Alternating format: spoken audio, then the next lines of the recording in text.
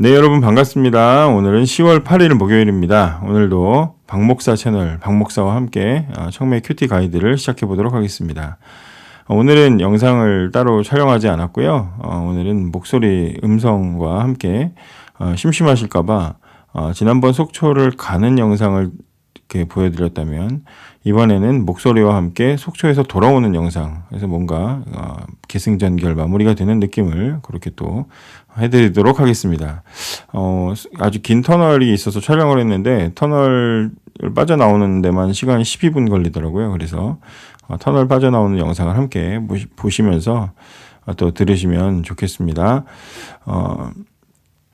오늘 본문은 고린도후서 10장입니다. 고린도후서 10장 1절부터 18절 말씀 가지고 함께 같이 나누어 보도록 하겠습니다. 꼭 한번 읽어보시고 참여하시기를 권해드립니다. 오늘 본문에는 거짓 사도들이 퍼뜨린 바울에 대한 악성 루머와 비난에 대해서 바울이 대답하는 내용이 담겨 있습니다. 이 사람들이 교회 안에서 바울에 대한 여러 가지 비난과 루머를 퍼뜨렸는데 첫째로 바울의 성품, 인격을 비난했습니다. 이 거짓 사도들은 바울이 멀리 떨어져 있을 때는 센 척하다가 막상 만나면 면전에서는 눈도 마주치지 못하는 전형적인 겁쟁이라고 비난을 했습니다. 요즘 말로 하면 키보드 워리어, 방구석 여포, 이런 식으로 컴퓨터 앞에서나 방에서나 지 방 안방에서나 센 척하고 실제로는 별거 아니다, 이런 식으로 이제 얘기한 거죠. 또 그들은 바울이 목회자면서도 하나님 뜻대로 살지 않고 세상 방식대로 사는 가짜 목사라고 비난도 했습니다.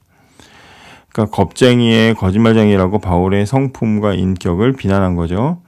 이 문제에 대해서 바울이 1절과 2절에 대답을 하는데 1절과 2절은 쉬운 성경으로 보시는 것보다 새번역 성경으로 읽어보시면 뉘앙스를 이해하기가 쉽습니다. 제가 새번역 성경을 한번 드리겠습니다. 말이 안 나와요. 드리겠습니다.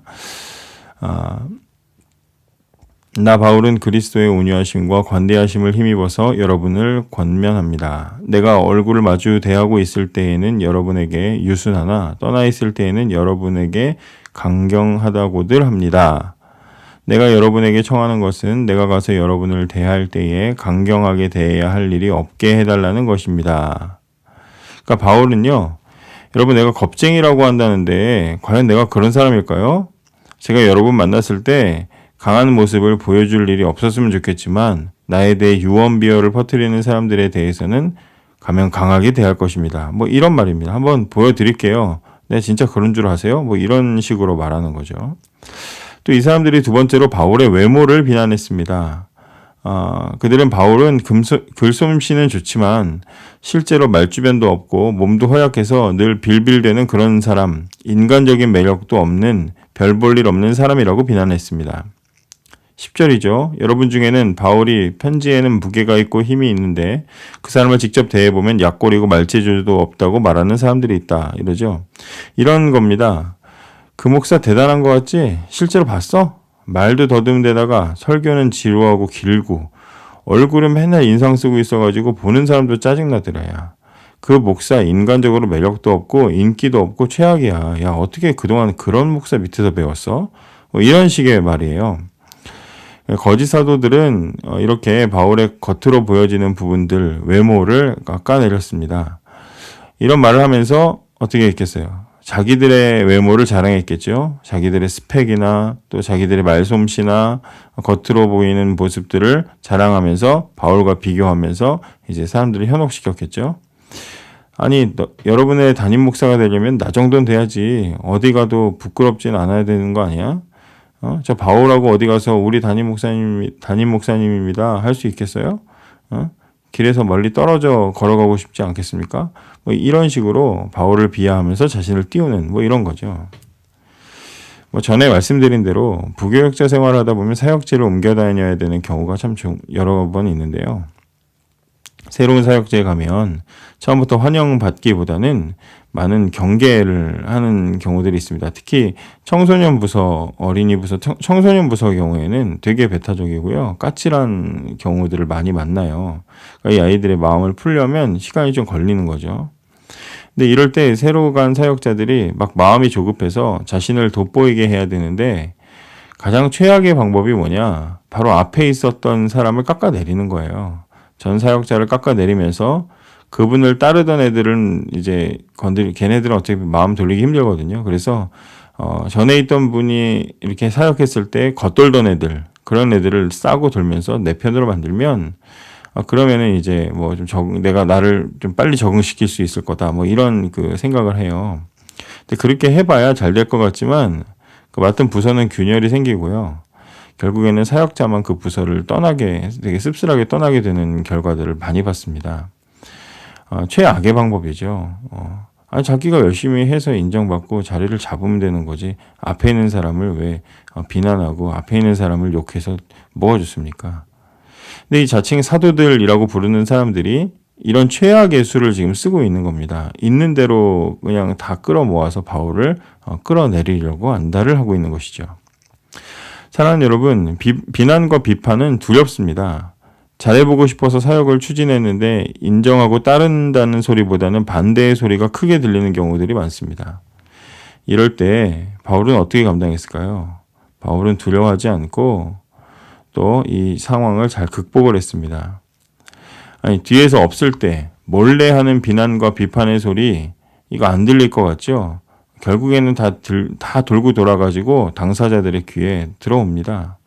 바울이 이런 상황을 인지하고 있었어요. 그런데도 낙심하지 않았고 두려워하지 않았습니다.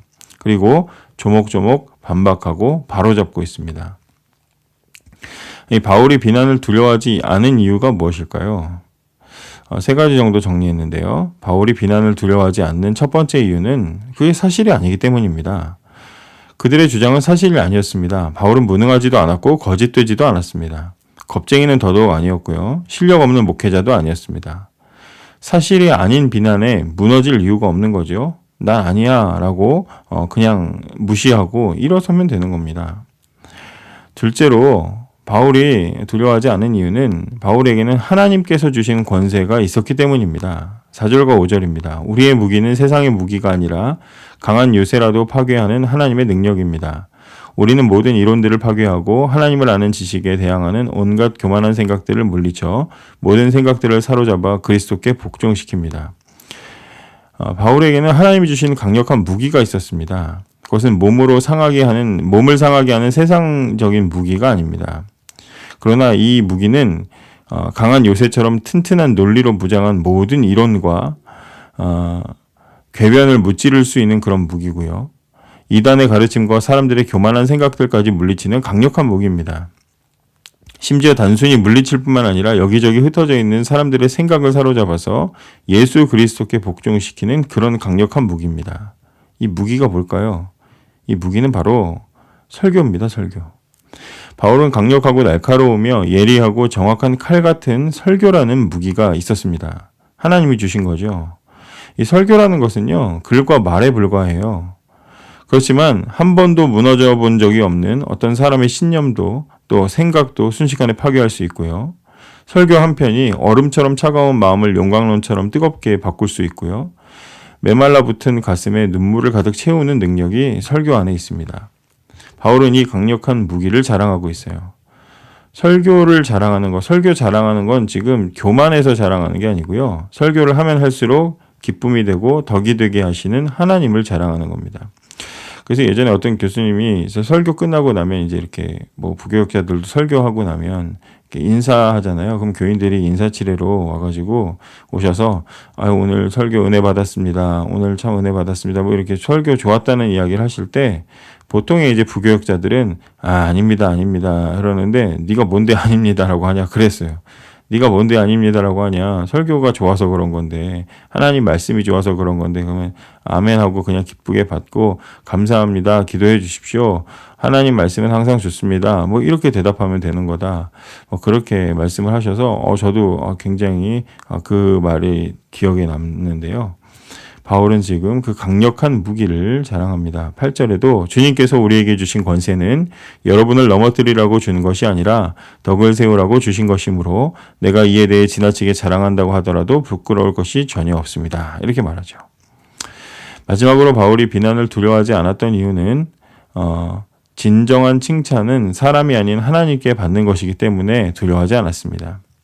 여러분, 아무리 많은 사람이 인정해주지 않고 오히려 비난을 해도 걱정하지 않아도 되는 이유는 진정한 칭찬이 하나님으로부터 나오기 때문입니다.